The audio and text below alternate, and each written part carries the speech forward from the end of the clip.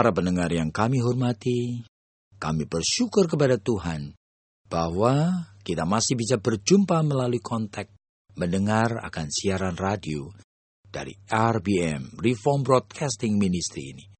Dan biarlah apa yang kita akan dengar betul-betul menjadi bagian dari rencana kekal Tuhan yang melengkapi akan anak-anak Tuhan kita ini semua. Dan kita masih di dalam topik yang menyambung akan pembicaraan yang lalu, yaitu topik mengenai pria yang sejati. Dan nanti akan disambung dengan wanita yang bijaksana.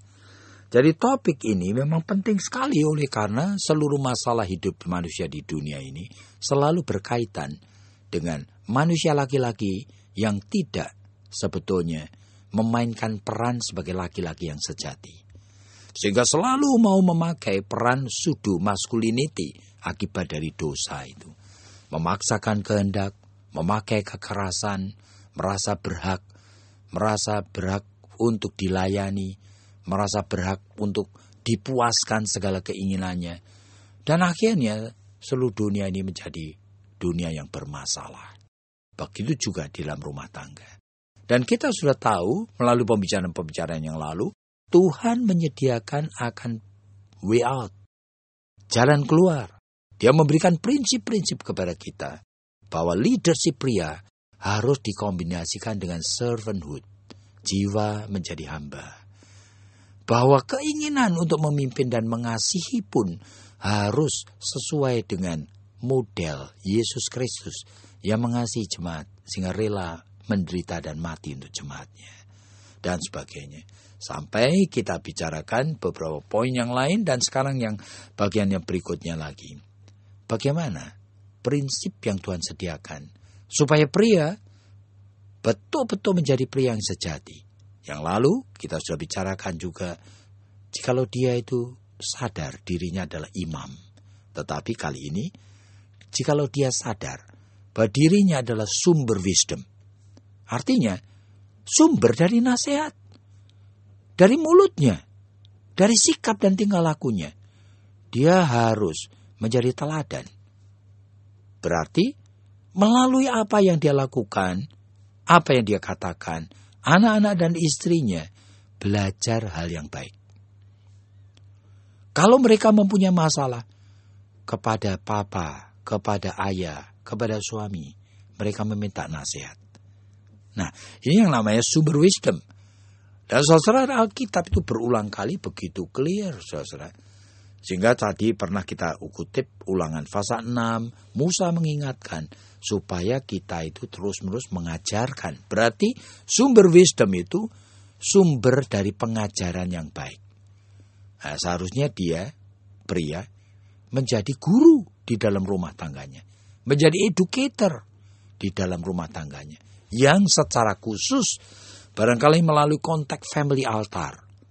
Nah, dia mengumpulkan istri dan anak-anaknya untuk membuka Alkitab, untuk berlutut di hadapan Tuhan, untuk belajar firman Tuhan. Dan inilah dia mengajarkan kepada istri dan anak-anaknya. Ya, itu idealnya. Ya, jangan saudara itu takut. Oleh karena banyak di antara kita masih terlalu jauh dan sangat tidak siap. Persoalannya adalah kita mau tidak dituntun masuk menuju ke sana. Nah, itu poinnya. Iman itu adalah mau dituntun maju masuk ke sana. Jadi kalau Anda belum, jangan takut. Oleh karena apa? Tuhan tidak menilai semuanya sama. Banyak yang belum pernah mencoba, belum pernah ready untuk itu. Tetapi tetap kalian dipanggil menjadi sumber wisdom. Makanya di dalam Amsal Sulaiman berulang kali itu diingatkan. Hai anak-anak, ingatlah didikan ayahmu. Nah, itu diucapkan oleh penulis Amsal, baik dalam Amsal 6, ayat 20 dan sebagainya. Oleh karena apa? Peran ayah. Bahkan disebutkan di dalam Alkitab, sampai kepada Musa pada usia yang lanjut pun. Dalam Mazmur 90, dia tetap sangat menyadari akan hal ini.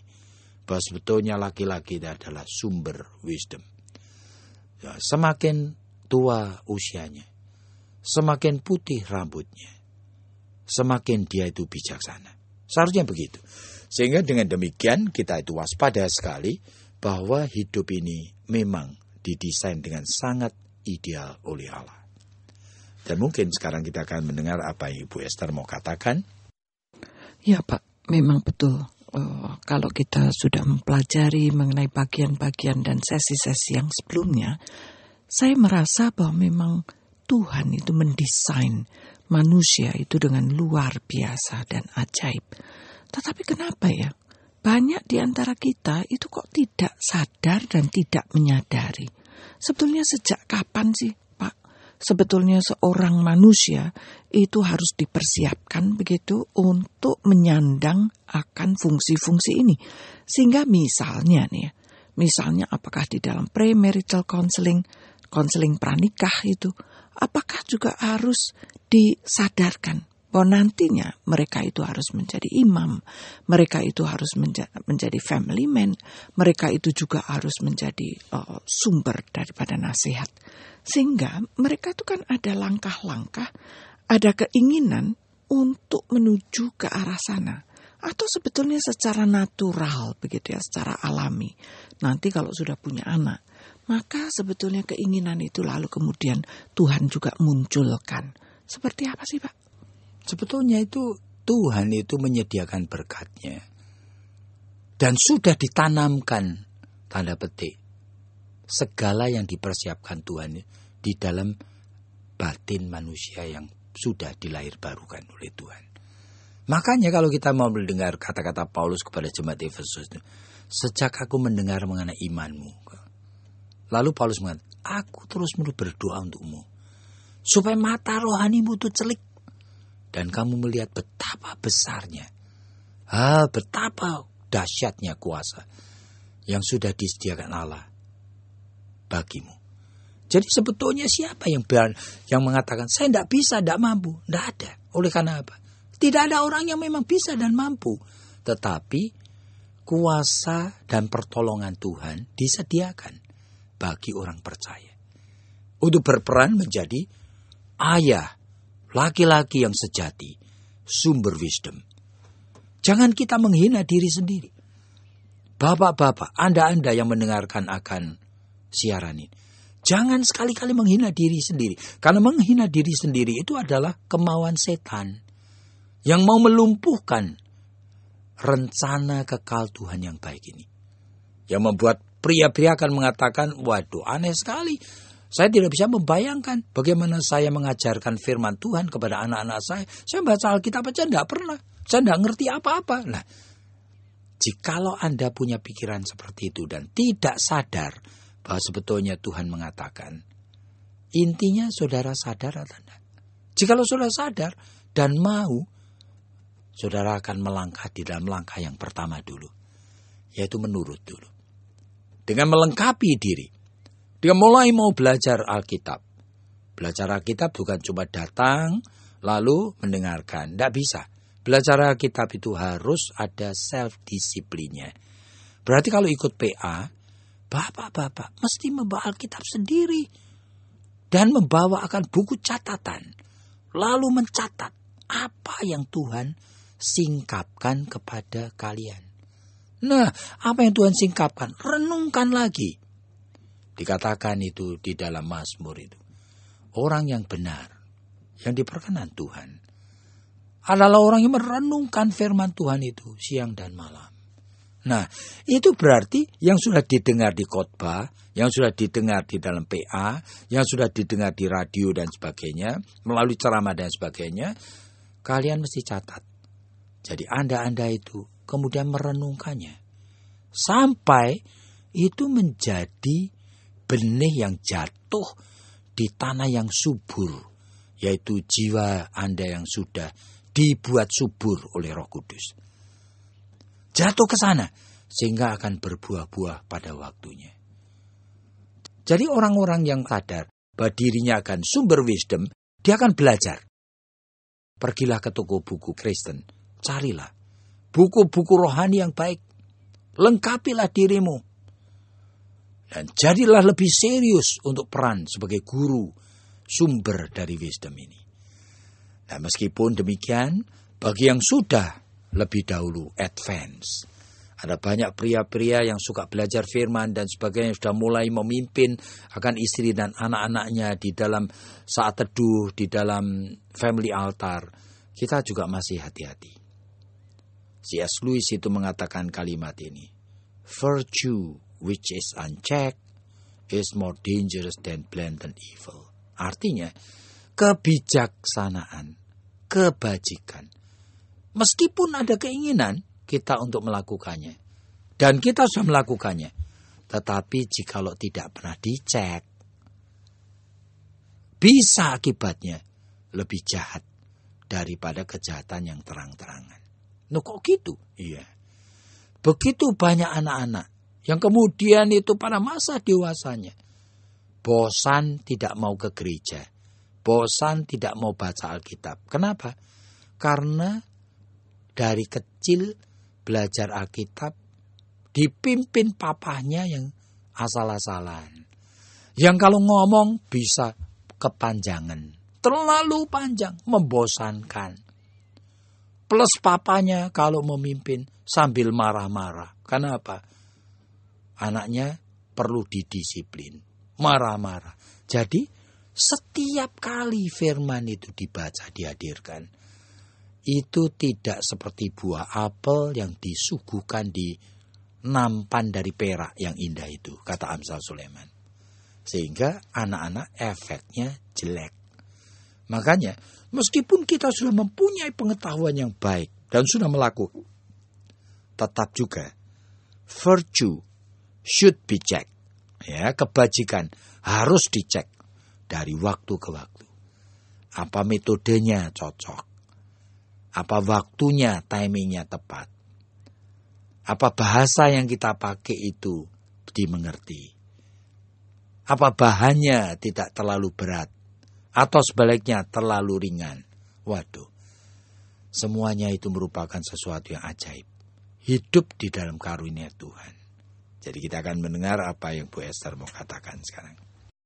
Ya Pak, sebetulnya juga menarik juga ya di dalam bagian ini, oleh karena menjadi sumber daripada nasihat, itu kita sebetulnya juga tidak memaksakan kehendak begitu.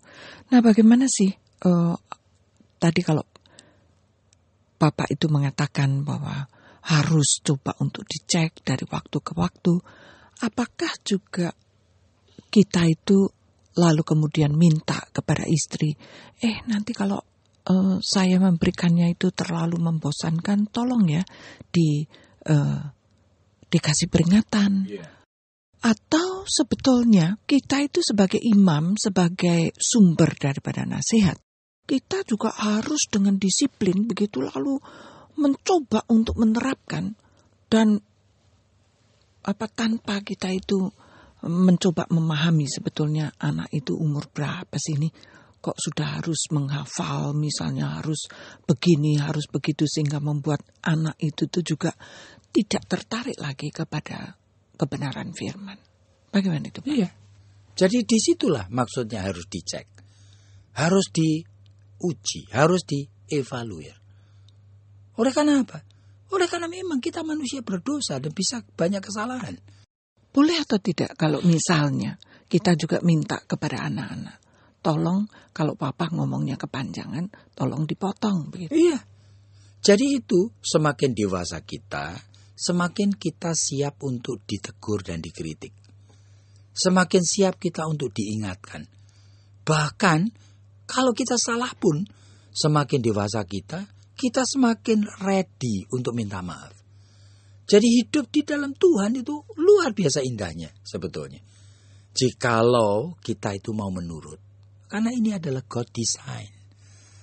Jadi sebagai sumber dari bijaksana, dia mesti hati-hati. Seorang yang bernama Kit Leonard itu pernah mengatakan, knowledge which is unorganized. Jadi pengetahuan kalau tidak diorganize dengan baik will be easily defeated by evil. Bisa begitu gampang dikalahkan oleh dosa, oleh kejahatan. Jadi kita waspada dengan sungguh. Setan itu kan terus disebutkan oleh Petrus sebagai singa yang mengaum-ngaum mau melulur kita, menelan kita. Jadi setiap saat kita waspada. Meskipun kita sudah punya disiplin, hari ini mau menghafal ayat, kita mesti hati-hati. Apakah kita mengucapkannya di dalam suatu spirit yang membuat anak-anak ingin belajar menghafal ayat. Jadi ini adalah seni dari hidup. Antara disiplin tetapi juga dengan prinsip bijaksana, menyatu di sana. Ya Pak, tapi kan kalau misalnya ya, oke, anak-anak itu diberikan kesempatan untuk menegur, juga untuk mengkritik. Kan kadang-kadang mereka itu di dalam pertumbuhannya, misalnya usia 12 sampai dengan 14 tahun, kan banyak sekali pertanyaan-pertanyaan. Oleh karena memang sekarang ini di dalam otak mereka itu kan sedang berkembang begitu. Banyak pertanyaan-pertanyaan yang mungkin juga papa ini nggak bisa menjawab begitu. Dan apalagi kalau terlibat di dalam argumentasi, terlibat di dalam diskusi yang kemudian tidak bisa dikontrol lagi. Nah itu kan seolah-olah banyak orang tua itu yang mengatakan pokoknya kalau papa lagi jadi imam jangan diganggu. Bagaimana itu? Nah itu suatu tingkah laku yang sebetulnya kita perlu waspadai. Karena apa? Otoriti itu tidak dipaksakan. Meskipun otoriti membutuhkan suatu disiplin. Sehingga kalau anak-anak itu kemudian dalam kenakalan kanak-kanaknya, itu kemudian mengganggu, barangkali itu dia terus-menerus menggerakkan tubuhnya gelisah, lalu orang tua merasa terganggu dan marah, itu sebetulnya kan menunjukkan bahwa sebetulnya ada hal-hal yang perlu diperbaiki. Barangkali kelamaan, barangkali timingnya tidak tepat, barangkali topik yang dibicarakan itu tidak cocok untuk anak-anak, sehingga pembacaan Alkitab itu bagi anak tidak dimengerti, membosankan, dan sebagainya. Terlalu panjang. Nah, terlalu panjang dengan bahasa dan istilah yang anak-anak tidak mengerti. Waduh, makanya itu disebutkan pengetahuan itu harus diorganisasi dengan baik. Jadi para pendengar yang kami hormati, mari kita bersama-sama itu melihat dengan jelas ya, bahwa sebetulnya desain dari Tuhan itu betapa indahnya. Dan jikalau Anda itu tahu, sebagai pria-pria kita khususnya, Tuhan sedang ingin supaya kita menemukan kembali jati diri kita sebagai pria yang sejati di hadapan Allah. Yaitu sebagai sumber wisdom. Kita harus melengkapi diri. Kita jangan menghina diri dengan mengatakan saya tidak mau belajar. Saya tidak mau memimpin akan PA atau pemahaman Alkitab dalam rumah tangga. Saya tidak mau ini, tidak mau itu. Tidak boleh. Oleh karena apa? Kita adalah anak Tuhan. Dan Tuhan ingin kita berperan sebagai pria yang sejati. Sumber nasihat, sumber wisdom. Semakin tua kita, semakin putih rambut kita, semakin bijaksana kita. Sehingga sebetulnya kata pensiun itu tidak ada. Pensiun itu hanya masalah jikalau di dalam perusahaan mungkin, kita itu sudah kehilangan akan fungsi utamanya. Tetapi sebagai seorang pria sejati, sumber nasihat, sumber wisdom, tidak ada pensiun. Jadi jangan sampai menjadi tua yang makin loyo, tetapi plus dia juga makin tidak bijaksana. Makin menjadi sumber masalah dalam rumah tangga. Jangan menjadi demikian. Mari kita melengkapi diri kita, khususnya juga setiap pria, apalagi yang sudah semakin tua. Menjadi pria yang mau belajar, diperlengkapi oleh Roh Kudus sendiri.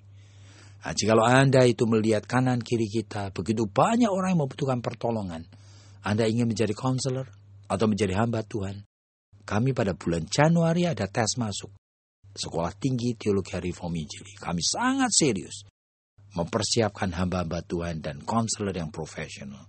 Nah, silakan hubungin kami. Nomor telepon di Jakarta 799 0357. 799 0357. Kiranya Tuhan memberkati Anda.